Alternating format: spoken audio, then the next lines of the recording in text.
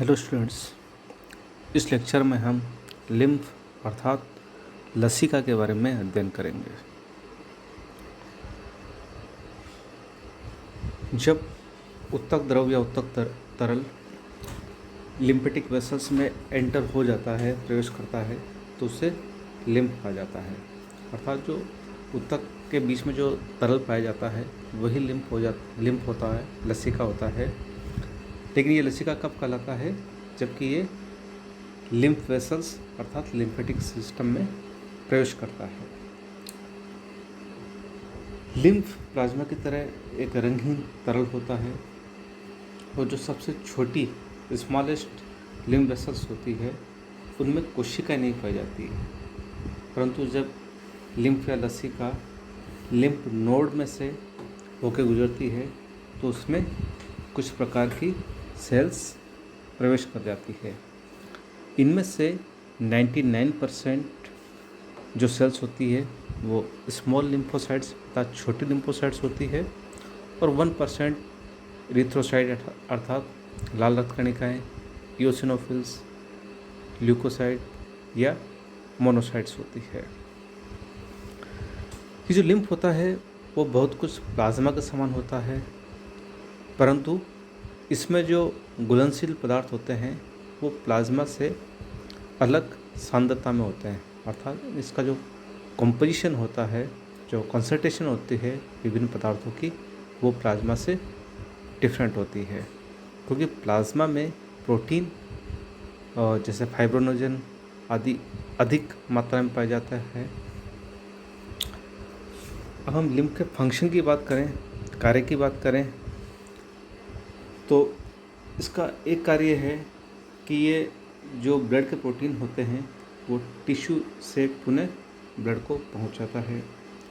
दूसरा, ये जो ऊतकों में जो कोशिकाएं होती हैं उनके बीच में इंटरसेलुलर स्पेस जो होता है उसका टर्गर मेंटेन रखता है और ये एक तरह से ब्लड और टिश्यू यानी रुधिर और ऊतकों के मध्य एक मिडिल मैन या बिचौलिए के रूप में कार्य करता है, क्योंकि कुछ पदार्थ है जो रक्त से टिश्यूज़ को लिम्फ से गुजरते हुए पहुंचते हैं। इसी प्रकार टिश्यू से कुछ पदार्थ जो होते हैं वो लिम्फ में से होकर गुजरते हैं, तब फिर वो ब्लड में या रुधिर में पहुंचते हैं। अब हम लिम्फेटिक सिस्टम अर्थात लसिका तंत्र की बात करें तो ये एक तरह से दूसरा परिसंचरण तंत्र या सर्कुलेटिंग सिस्टम माना जाता है, जो कि उत्तक तरल या टिश्यू फ्लूइड को ड्रेन करता है। ये जो लिम्फेटिक सिस्टम होता है लसिका तंत्र, ये रक्त परिसंचरण तंत्र से डिफरेंट होता है, क्योंकि ये लसिका तंत्र होता है ये एक तरह से वन वे होता है, इसकी अप्रोच वन वे होती है। अभी लिम्फेटिक सिस्टम होता है ये किस किस कंपोनेंट से मिलकर बना होता है उसकी बात करें तो उसमें लिम्फेटिक कैपिलरीज यानी लसिका केशिकाएँ, lymphatic vessels, cisterna, chyli, thoracic duct, right lymphatic duct और लिम्फ नोड इसको बनाते हैं लिम्फेटिक सिस्टम को। लिम्फेटिक कैपिलरीज की हम बात करें तो ये कैपिलरीज या केशिकाएँ एक लूप या एक फूले हुए सिरे के रूप में शुरू होती है, जो कि बॉडी या अंगों के पेरिफेरी या परिधीय भाग में पाई जाती है। ये जो कैपिलरीज होती है वो बॉडी के अधिकांश भाग में पाई जाती है। कुछ पार्ट्स को छोड़ के, जैसे brain, spinal cord, eye ball, internal ear, bone marrow, इनको छोड़ के लगभग पूरे शरीर में ये लिम्फेटिक कैपिलरीज लसिका केशिकाएँ पाई जाती है। जो स्मॉल इंटेस्टाइन में लिम्फेटिक कैपिलरीज होती है, लसिका केशिकाएँ होती है, वह लेक्टियल्स कहलाती है और ये लेक्टियल्स ये वसाओं के अवशोषण में बहुत महत्वपूर्ण भूमिका निभाते हैं। लिम्फेटिक कैपिलरीज के बाद में हम लिम्फेटिक वेसल्स की बात करें तो लिम्फेटिक वेसल्स का निर्माण ये जो लिम्फ कैपिलरीज होती है, लसिका केशिकाएं, इनके इकट्ठे होने से या जुड़ने से होता है। और इनका जो स्ट्रक्चर होता है वो शिराओं के समान अर्थात वेन के समान होता है, परंतु इनमें जो वॉल होते हैं वो पास पास स्थित होते हैं। तीसरा जो कंपोनेंट है लिम्फेटिक सिस्टम का वो है सिस्टर्ना काइली।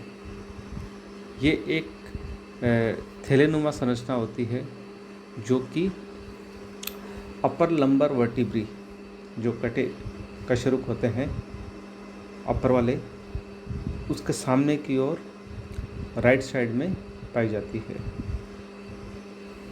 ये जो सिस्टर्ना काइली होती है वो लेग्स अर्थात पैर, पेल्विक कैविटी और एब्डोमिनल कैविटी से लिम्फ प्राप्त करती है।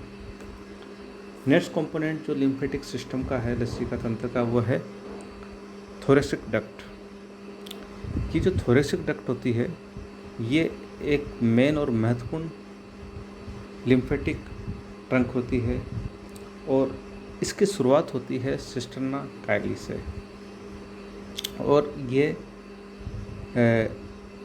पैरों, पेल्विक और एब्डोमिनल कैविटी और left side of chest, head, neck और जो लेफ़्ट आर्म होती है वहाँ से लिम्फ को लेफ़्ट सबक्लेवियन वेन तक पहुँचाती है।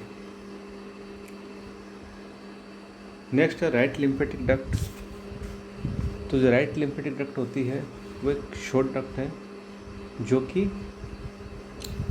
Right side of chest, head, neck और राइट आर्म यानी सीधी जो भुजा होती है उससे लिम्फ को राइट सबक्लेवियन वेन में पहुंचाती है। और नेक्स्ट है लिम्फ नोड। पहले हम बात करते हैं थोरेसिक डक्ट और राइट लिम्फेटिक डक्ट की बात करें तो इस डायग्राम में ये दिखाया गया है कि जो येलो पार्ट है उस बॉडी के जो येलो पार्ट है वहाँ से थोरेसिक डक्ट द्वारा लिम्फ को कलेक्ट किया जाता है और लिम्फ को कलेक्ट करके कहाँ पहुँचाया जाता है, लेफ्ट सबक्लेवियन वेन। यहाँ पे ये शिराओं में पहुँच जाता है। शिराओं से पहुँचने का मतलब है कि ये सर्कुलेशन में आ जाता है। और ये जो पर्पल कलर का जो भाग दिख रहा है शरीर का, यहाँ से लिम्फ को कलेक्ट किया जाता है राइट लिम्फेटिक डक्ट द्वारा। और यहाँ से ये जो राइट लिम्फेटिक डक्ट होती है ये लिम्फ को राइट सबक्लेवियन वेन में पहुँचाती है जहाँ से कि ये सर्कुलेशन में पहुँच जाता है। हम इस डायग्राम में different component of lymphatic system को देख सकते हैं। यहाँ हम देख सकते हैं कि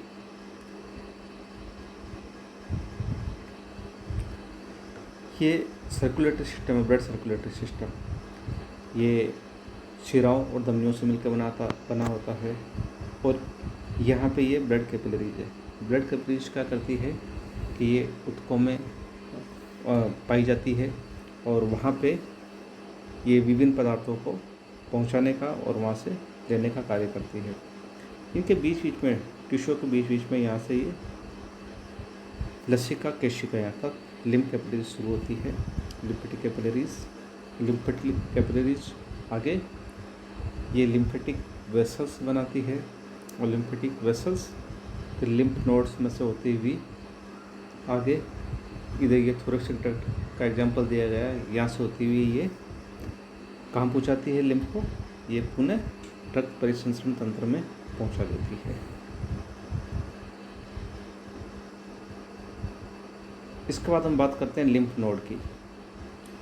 तो लिम्फ नोड क्या है कि ये मैमल्स में पाए जाते हैं और ये लिम्फेटिक वेसल्स के मार्ग में ग्रुप के रूप में पाए जाते हैं। और इनका जो निर्माण होता है वो लिम्फेटिक टिश्यू से होता है जो कि एक कैप्सूल के द्वारा घिरे रहते हैं। ये जो लिम्फ नोड होते हैं ये लिम्फ के फिल्टर के रूप में कार्य करते हैं तथा ये जो लिम्फ के साथ जो माइक्रो ऑर्गेनिज्म या फेगोसाइट या नष्ट हुई कोशिकाएँ आती है उनको ये फिल्टर करते हैं, ब्रेक डाउन करते हैं। और ये जो लिम्फ नोड होते हैं ये लिम्फोसाइट्स और एंटीबॉडीज़ के निर्माण से संबंधित होते हैं। इस डायग्राम में हम लिम्फ नोड देख सकते हैं। लिम्फ नोड के चारों ओर एक कैप्सूल पाया जाता है और कैप्सूल के भीतर की ओर इसके विभिन्न संरचनाएं पाई जाती है। उसके बाद हम बात करते हैं स्प्लीन की। स्प्लीन जो होता है वो सबसे बड़ा हीमोलिम्फ ऑर्गन होता है तथा ये आमाशय, लेफ्ट किडनी और डायफ्राम के बीच में ये पाया जाता है, इसकी स्थिति होती है और ये ब्लड और लिम्फोइड टिश्यू से संबंधित होता है, कनेक्टेड होता है।